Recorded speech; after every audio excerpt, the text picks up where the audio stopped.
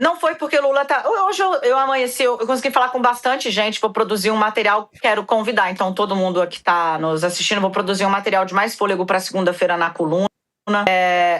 Vocês estão me ouvindo, Sarza? Me sinaliza, porque a minha imagem congelou. Deu uma picotadinha no áudio, mas agora já normalizou. A minha também. Perfeito, então vamos lá, gente. Eu quero convidar todo mundo. Na segunda-feira eu vou produzir um material de bastante fôlego sobre a amplitude, né, da crise instaurada pela identificação de Jacques Wagner como esse vaso comunicante entre a crise do Master e o Partido dos Trabalhadores, né? O que eu posso adiantar agora é basicamente o seguinte: uma fonte me disse, Daniela, o Wagner vai sair. Vai sair, não tem ambiente para ficar. O Lula não gostaria de tirá-lo, porque é uma das poucas figuras que ainda o presidente conversa de igual para igual, o presidente escuta, né? Mesma idade, uma trajetória semelhante, 40 e tantos anos de amizade, mas o Wagner vai sair. Eu falei, por que não saiu ontem? Porque ele está impondo um desgaste pavoroso para o Palácio do Planalto, presidente Lula, para a candidatura do presidente Lula à reeleição. Que tipo de aliado é esse que impõe, né, ao presidente o custo da barafunda na qual se meteu? E a fonte me respondeu basicamente o seguinte: conhecendo como eu conheço, entendo que não quis sair no dia, porque ali seria uma coisa de quase que de admissão de culpa, mas tão logo a coisa assente, deve sair exatamente para preservar a própria candidatura, preservar o Palácio do Planalto e preservar o presidente Lula. A ver se virá, tá, Sarza? Porque, assim, o descontentamento no Palácio do Planalto ontem foi imenso, porque o Wagner não só não prestou informações convincentes, como empurrou para Lula a responsabilidade de resolver a situação dele, né? Eu fico até que o Lula me peça para sair. É meio que assim, eu só vou embora empurrado, né? A gente tratou um pouco desse assunto, o Lula ganha tempo, porque ao não falar, o que o Jacques fez? O Jacques disse, eu conto com a solidariedade do presidente. Ele me ligou para dizer que é solidário e que confia em mim. O Lula poderia ter dito publicamente. Não disse. Fica o dito pelo não dito, a palavra do Jacques contra o silêncio do Lula. O silêncio pode ter, nesse caso, duas interpretações. Quem cala, consente, ou seja, endossa, ou, se não pode falar bem, não fale nada. Lula ganha tempo para não tomar uma decisão que vai ser traumática do ponto de vista pessoal, talvez, no calor da crise. Na entrevista que a gente fez, até hoje, pontos dessa entrevista me chamou a atenção, porque achei ela sintomática para entender um pouco o processo de tomada de decisão do presidente Lula, né? Ele falou, Daniela, eu não tomo decisão com febre alta. Ou seja, se a crise está bombando, né? Se a crise está latejando, ele recua e aguarda. Parece ser o que está fazendo agora. Não acho que seja a medida mais inteligente, porém é o que o Lula 3, aos 80 anos quase de idade, tem a oferecer. É uma figura que já fez, né, história por ser 3 vezes presidente da República, entende que foi assim que chegou até onde chegou, mudar não vai, e aliás é o que muitos dos aliados dele hoje dizem, né? Lula escuta muito pouca gente e ainda assim os poucos que ele escutam nem sempre conseguem convencê-lo de que o que está acontecendo merece uma abordagem diferente da que ele entendeu dar. Tudo bem, a gente já chegou com muito falatório, mas eu queria falar, Dani, que ontem e hoje também todo mundo está falando do seu rádio aí atrás. Você está num local diferente, né? E seu rádio tem chamado muito a atenção. O pessoal está falando que quer comprar seu rádio, elogiado. Vamos encher tela de novo ali, né, Dani? Eu sei que você não está em casa hoje, né, Dani? Não precisa dizer não precisa dizer nem onde você está, Dani, mas enfim, o pessoal gostou do rádio. E Sarza, esse rádio aí eu sinto informar, né? O aparelho de som que vocês estão vendo aqui atrás, de fato, é um aparelho de som ultra vintage. E eu sinto informar que esse aí eu acho que não entra à venda nem amarrado, entendeu? Não vai à venda nem a pau, porque é edição de colecionador mesmo. Depois eu te conto os detalhes. Agora eu fiquei com calor aqui. Bom, tchau. Quero saber, depois você me conta no off. Carla Araújo. Boa tarde para você, Carla. Ontem mostramos aqui a entrevista que Jacques Wagner deu à Band News e ele praticamente falou que o presidente Lula está com ele, né? Estamos aqui junto, o presidente Lula foi pior ainda com ele e ele acabou voltando para o jogo, né? Ele usou praticamente esses termos.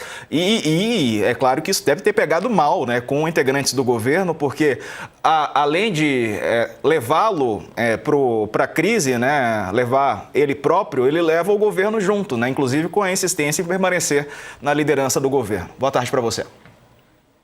Boa tarde, Diego. Boa tarde, Dani. Boa tarde, Saca. Boa tarde a todos. Diego, é uma crise que é muito difícil para o governo, não só principalmente eleitoralmente, né? Porque perde um pouco ali do discurso na hora de atacar o Flávio, por exemplo, no caso Master, mas também é uma crise muito importante ali dentro do governo que tem ainda o interesse e a necessidade, mais do que o interesse, de aprovar matérias importantes no Congresso. Então, às vezes, para o público comum, não consegue entender exatamente qual é esse papel da liderança do governo. Mas a própria Dani contou aqui que o Jacques Wagner, lá atrás, já tinha um rompimento com o presidente do Senado, Davi Alcolumbre, que saiu em defesa dos Jacques nessa questão das investigações.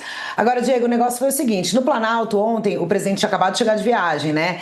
Então ele chegou na madrugada e tal, até ele chegar, e ali, nos primeiros momentos, tinham duas ordens principais. Uma, a gente respeita a presunção da inocência, porque a gente não vai, né, sair acusando e matando uns dos nossos, digamos assim. Vai ser doa quem doer, porém, evidentemente, tem esse desgaste. Não tem como negar que há esse desgaste. Então, assim, houve ali essa entrevista que você falou do Jacques, em que ele mostra o apoio, né? Ele verbaliza o apoio no lugar do presidente falar. Hoje, nesse evento que o presidente participou, teve um momento que ele foi questionado sobre o Jacques, se o Jacques continuaria, e ele acenou com um joinha. Mas não falou sobre isso, e você mostrou aí nessa questão, ele mostrando o Neymar, ele tentando aparentar um certo bom humor, né? Então, o que tá hoje? Eu falei agora há pouco com uma fonte que diz assim, olha, Carla, tá muito mais nas mãos do Jacques, que é o que o Dani falou, né, também. Tá muito mais na mão do Jacques do que do Lula nesse momento. Espera-se que o Jacques tome essa atitude. O Jacques, que no discurso dele, né, de defesa, ele falou que já aconteceu isso na eleição passada, que ele mostrou que ele não tinha nada de errado e foi eleito e que ele não vai desistir da candidatura. Ok, isso tá posto. Agora, vai ter que esperar, né? Talvez baixar um pouquinho essa febre aí que a Dani citou, que o presidente fala que não toma essas decisões, para ver. Porque, de fato, há ainda muitas coisas a serem feitas ali no... Muitas não, né? Mas pelo menos algumas coisas muito importantes para serem feitas no Congresso, no Senado, principalmente, né? Em relação, vamos exemplificar aqui só a questão da escala 6x1, que está travada, e dessa falta de interlocução que o governo está tendo no Senado. E a gente está falando justamente do líder do Senado, que foi abatido aí com a operação da Polícia Federal ontem, Diego. E aí, eu diria que mais do que irritação, causou um racha ali entre alguns aliados do governo, né? Tem algumas pessoas mais antigas que ficam, não, o Jacques vai mostrar a sua inocência, não pode jogar os leões, não tem que ir para o sacrifício, e outras dizendo, não, o Jacques não podia ter colocado o Lula nessa situação e trazido o Lula para esse problema, e agora é hora dele pegar, respirar e falar, não, gente, deixa eu sair aqui para eu cuidar das minhas coisas e evitar atrapalhar a candidatura a reeleição do presidente Lula. Agora, Diego, a questão é que, tanto para um lado quanto para o outro, quando o centro do escândalo é o Banco Master, ninguém consegue usar a sua artilharia completa. As pessoas ficam de um lado e de outro falando as mesmas coisas, né? Tem que investigar, tá vendo? Começou na Bahia, mas o filme do Jair Bolsonaro, e fica mostrando o que o outro lado teria aí de rolo, digamos assim, mas e nessa semana o ministro André Mendonça deixou claro, durante uma sessão do STF, de que há muito mais por vir, né? A nuvem do sicário, nessa operação do Jacques Wagner, é bom a gente dizer que, para além de Daniel Vorcaro, que era hoje o grande personagem do Master, apareceu e se ressaltou mais ainda, né, a figura de Augusto Lima, que tem outros desdobramentos para vir. Então, ou seja, é aquela coisa, você comemora o tiro que o seu adversário levou, mas você não sabe qual é o escudo de proteção que você tem nesse caso Master. Então, a classe política ainda continua, no fundo, querendo que essa fogueira baixe para todos os lados, né, Diego? Então, assim, e até a eleição, por mais que se digam, o ideal era resolver isso antes da eleição e etc., o caminho das investigações e como elas estão andando e os desdobramentos que estão vindo com elas praticamente hoje dá para dizer que, como o tempo passa rápido, que o Master vai estar na eleição e aí a gente não sabe que efeitos surpresas terão lá, porque uma coisa que eu ouvi ontem no Planalto, se essa operação do Jacques Wagner acontecesse a uma semana da eleição, aí ela podia ser o fator decisivo, digamos assim, que poderia bagunçar ou desempatar um segundo turno, enfim. Então, ou seja, é bastante complexo tudo isso. O senador tem explicações para dar, diz que está tudo certo, que não tem nada de errado, mas de fato hoje a manutenção dele na liderança do governo causa desgaste inevitável ao presidente Lula, Diego.